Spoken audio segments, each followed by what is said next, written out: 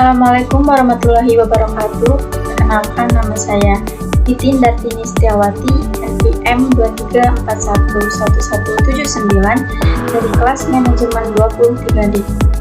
Di sini saya akan menjelaskan salah satu materi dari ekonomi mikro, yaitu tentang prospek perkembangan perdagangan negara Cina dalam 5 tahun ke depan.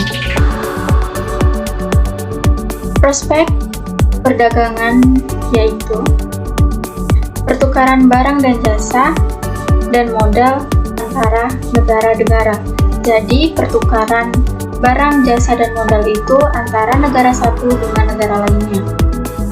Nah, untuk negara Cina sendiri, yaitu prospek perdagangan Cina dalam 5 tahun ke depan dapat mencakup beberapa aspek, yaitu yang pertama, ekspansi pasar global.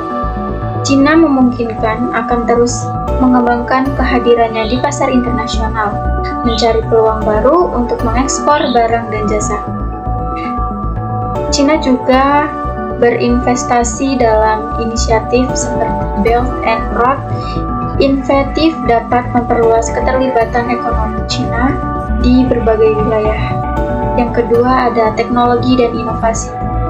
Cina terus berinnovasi dalam sektor teknologi dan inovasi dengan perkembangan lebih lanjut dalam industri semikonduktor, kecerdasan buatan, dan teknologi informasi. Peningkatan ekspor produk teknologi tinggi dan layanan terkait dapat menjadi motor pertumbuhan perdagangan.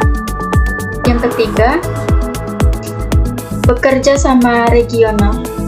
Cina mungkin akan memperkuat kerjasama perdagangan dengan negara-negara di wilayah Asia Pasifik dan Eropa melalui perjanjian perdagangan bilateral atau multilateral.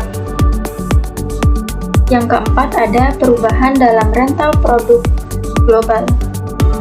Dalam konteks perubahan geopolitik dan ekonomi global, Cina mungkin akan menyesuaikan strategi rental pasoknya untuk lebih mandiri atau mengurangi ketergantungan pada pasokan dari negara-negara tertentu.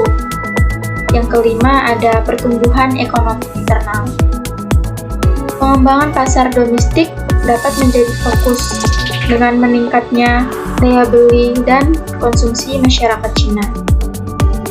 Ada juga penekanan pada sektor ekonomi seperti e-commerce dan industri kreatif untuk mendorong pertumbuhan ekonomi internal.